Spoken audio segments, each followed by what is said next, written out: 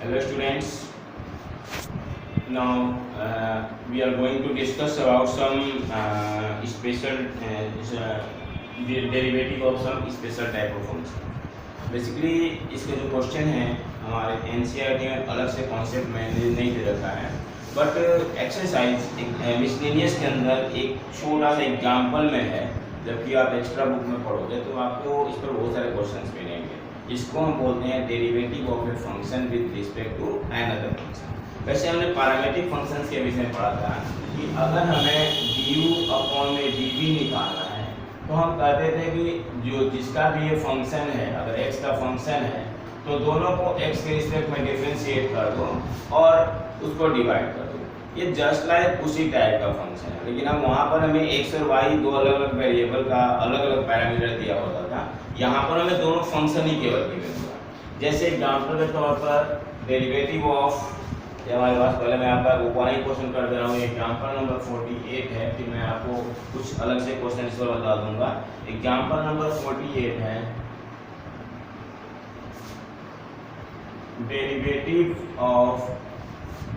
Derivative of sine square X with respect to derivative of sine square X with respect to E का power cos x. Basically हमें क्या find करना है, D sign square x upon में D E का power cos x.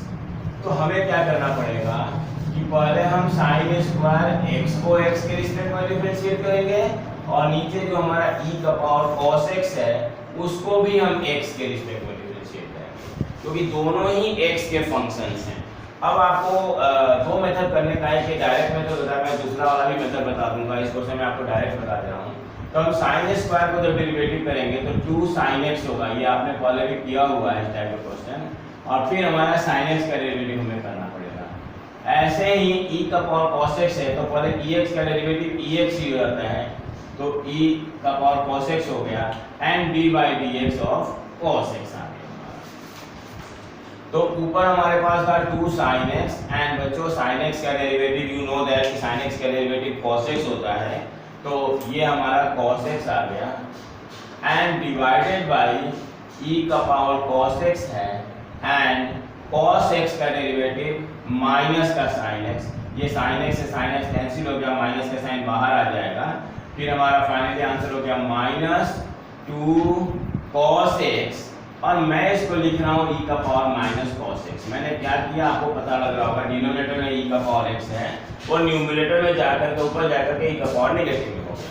इस तरह से ये हमारा आंसर आ गया। अब यही एक इसी टाइप का एक मैं और क्वेश्चन बता दे रहा हूँ और उसको अलग से प्रोसेस से बताऊंगा। हमारा क्वेश्चन है derivative of tan x with respect to e का पावर sec x। तो स्टूडेंट हमने क्या करनी है कि पहले इसको u मान लो, u की वैल्यू हो गया, हमने tan x कर लिया। लेट u बराबर tan x और v बराबर e का पावर sec x। अब दोनों ही फंक्शन को differentiating both sides with respect to x कर देंगे। तो बच्चों u का मतलब हो गया du by dx and tan x का डेरिवेटिव आपको अच्छी तरह से पता होगा, क्योंकि यहाँ पर मेन जो है ना ये टाइप में है, इसमें प्रॉब्लम हो सकती है आपको। बाकी डेरिवेटिव का फॉर्मूला आपको पता है। फिर dv by dx हम निकालेंगे तो e का power sec x and d by dx of sec x। तो ये तो हमारा हो चुका है। इसके डेरिवेटिव एक लाइन और लिख दो, e का power sec x and sec x का डेरिवेटिव हो गया हमारा sec x into tan x। Now we have to find out du upon में dv, क्योंकि क्वेश्चन था कि differentiate tan x with respect to e का पावर sec x, यानी कि differentiate u with respect to v means du by dv, but there is no relation between u and v, both are the function of x, so we have to find du by dx and divided by dv upon dx। यही चीज मैंने आपको यहाँ पर direct कर दिया था, यहाँ पर मैं थोड़ा स्टेप से कर दिया हूँ। तो du by dx की वैल्यू देखो क्या आया है, वो आया है आपका sec स्क्वायर x और dv by dx की वैल्यू जो आपकी आई है वो e की power sec x into sec x and tan x। So students एक sec x कैंसिल हो गया और बच गया हमारे पास ऊपर sec x और नीचे e का पावर sec x into में tan x। आप चाहो तो इसको ऐसे लिख सकते हो, ये जो tan है ना ऊपर जाकर cot हो जाता है, तो sec x cot x और e का पावर माइनस का sec x, ये आंसर आप लिख सकते हो। ये मैंने कई सारे वीडियोज में आपको बताया हुआ है कि डेरिवेटिव के आंसर डिफरेंट हो सकते हैं, तो अगर आपका आंसर कुछ और आ रहा है तो आपको घबराने की जरूरत नहीं है, सारे आंसर आपके सही होंगे। क्योंकि देखो मैंने ये tan था, इसको tan भी छोड़ सकता था, ये ऊपर ले गया तो 1/tan जो है वो cot हो गया। हम चाहते तो tan को sin अपॉन में cos लिख देते थे, लिख सकते थे 11 के फॉर्मूले के हिसाब से, फिर नीचे sin रहता, ऊपर हमारा cos आ जाता। तो ये हमारा टाइप है। मैं एक दो क्वेश्चन और इस टाइप का आपको डिस्कस कर दे रहा हूँ, हालांकि बहुत इजी कॉन्सेप्ट है। मैं इन्वर्स वाला क्वेश्चन और बता दे रहा हूँ, आपका आसानी से हो जाएगा। आर.डी. शर्मा में आपको बहुत सारे क्वेश्चन इस टाइप के मिल जाएंगे एंड आई होप कि आप जरूर उनके प्रैक्टिस करोगे और फिर हम जो असाइनमेंट डिस्कस करेंगे उस असाइनमेंट में भी आपको क्वेश्चन मिलेगा। क्वेश्चन है find the derivative of sin inverse x with respect to e का power cos inverse x। So just let u is equal to sin inverse x and v is equal to e का power cos inverse x। Now commonly differentiating both sides with respect to x, we get du upon में dx, sine inverse का derivative हो गया 1 upon में 1 minus X square under the root and x का 1 हो गया and dv bye dx। तो बच्चों dx का डेरिवेटिव dx ही होता है and d by dx of cos inverse x। So you know e का power cos inverse x as it is and cos inverse का डेरिवेटिव 1 अपॉन में root के अंदर 1 माइनस एक्स स्क्वायर होता है और वो माइनस में आता है। तो मैंने यहाँ पर माइनस लिख दिया और नीचे लिख दिया सीधे सीधे 1 minus X square under the root. Now we have to find du by dx dv, that is du upon में dx and divided by dv upon में dx।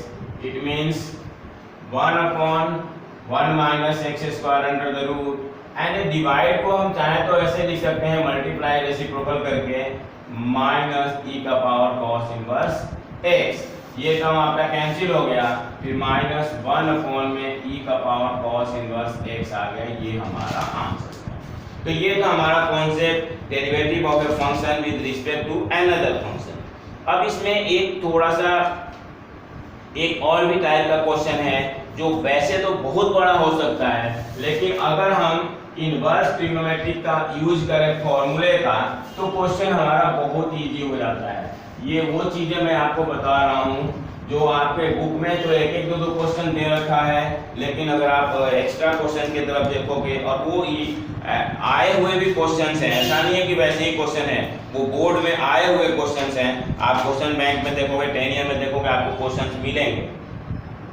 ये आपका एग्जांपल नंबर 45 है एक्सरसाइज एनसीईआरटी के एग्जांपल नंबर 45। जो first part है आपका sine of cos inverse of sine x, तो हमने y सपोज कर लेनी है cos inverse of sine x. So students अगर आप इसको डायरेक्ट करने की कोशिश करोगे तो आपका बहुत लेंथी बहुत कॉम्प्लिकेटेड हो जाएगा, आंसर आएगा लेकिन कॉम्प्लिकेटेड। तो हम इसे करेंगे क्या, आपको याद होगा तो इनवर्स में आपने पढ़ा है कि कॉस इनवर्स कॉस थीटा जो है वो थीटा हो जाता है। आपने ये भी पढ़ा है कि साइन एक्स को हम cos π/2 माइनस एक्स लिख सकते हैं, ये आपने 10th में ही पढ़ा है। फिर cos इनवर्स से cos कैंसिल हो गया 11th के रूल के हिसाब से, तो ये आ गया π/2 माइनस एक्स, यानी कि हमारा फंक्शन y जो है वो π/2 माइनस एक्स आ गया। फिर हम differentiating both sides with respect to x करेंगे, तो y का मतलब हो गया dy/dx एंड स्टूडेंट्स π/2 जो है वो कांस्टेंट होता है और आपने पढ़ी है कि कांस्टेंट का डेरिवेटिव 0 होता है, तो ये 0 हो गया एंड x का डेरिवेटिव 1 हो गया।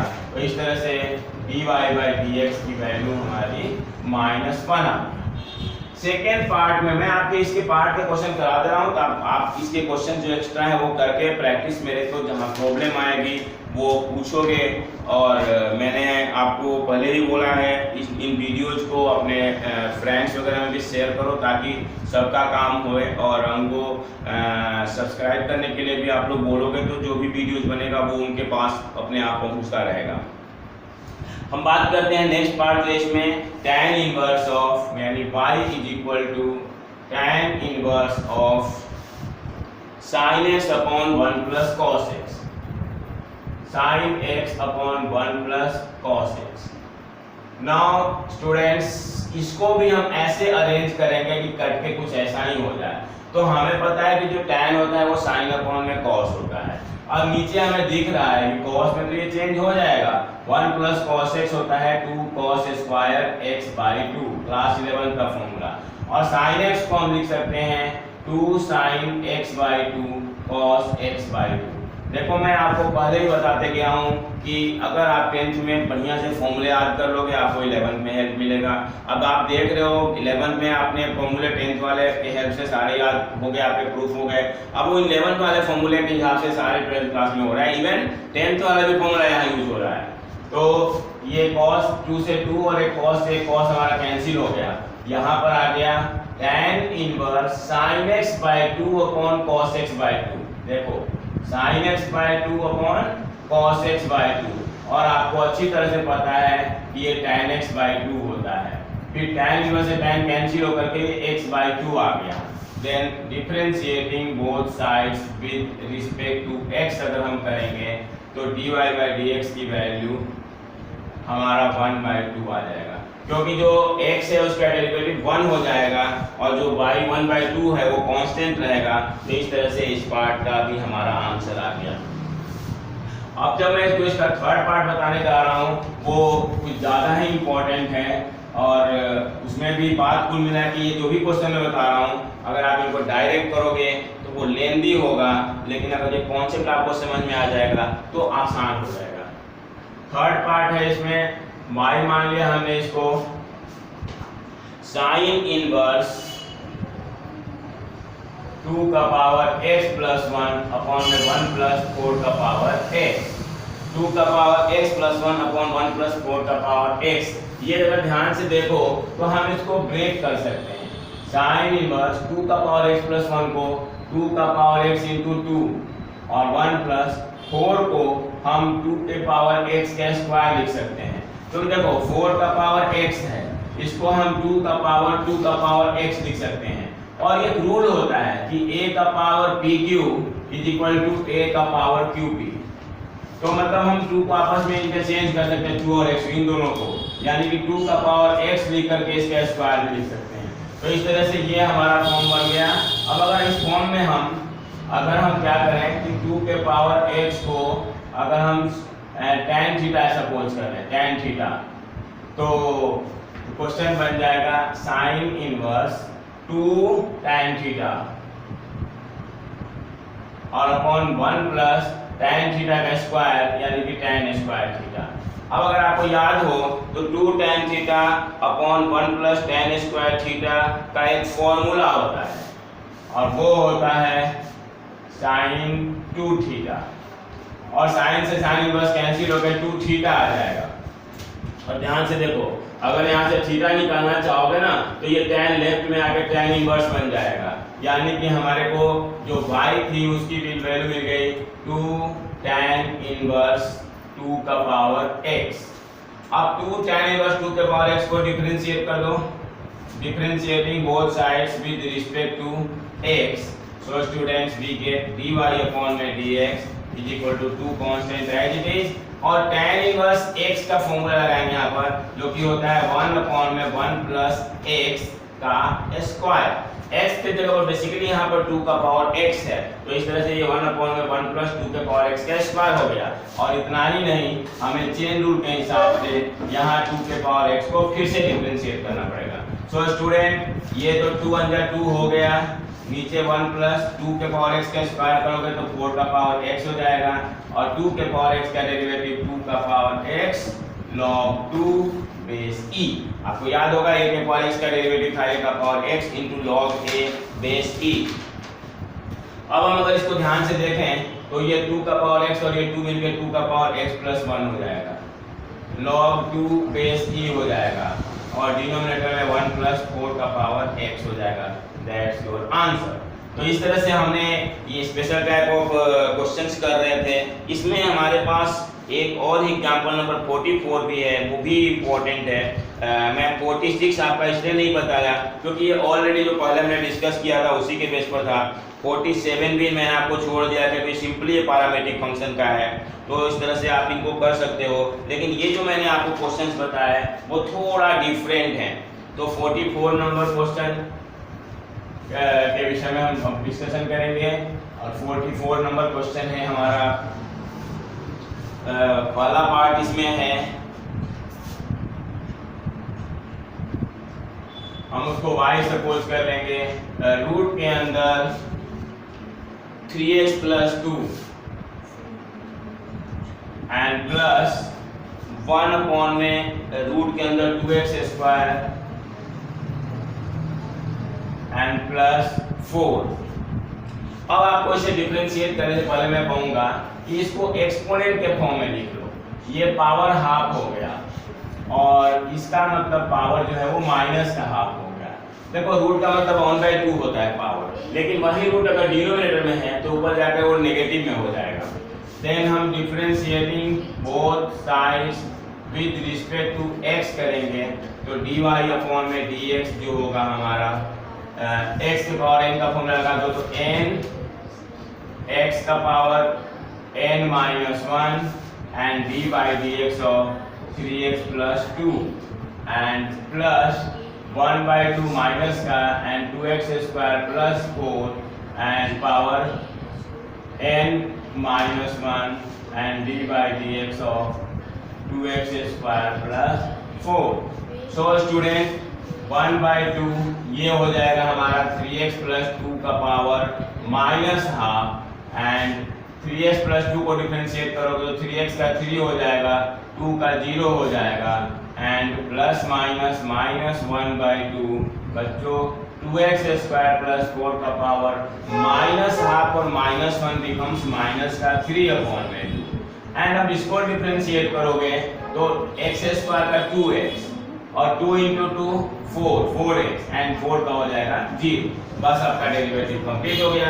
3 1 0, इसमें 3 बच गया तो 3 अपॉन में 2, और ये नीचे चला आएगा। देखो पावर निगेटिव है तो हम इसको नीचे लाकर पॉजिटिव बना देंगे, और पॉजिटिव बनाओगे तो जो 1/2 है, जैसे 1 रूट का मतलब हमने 1/2 लिखा था तो 1/2 का मतलब रूट हो जाएगा, एंड माइनस ये देखो 4x अपॉन में 2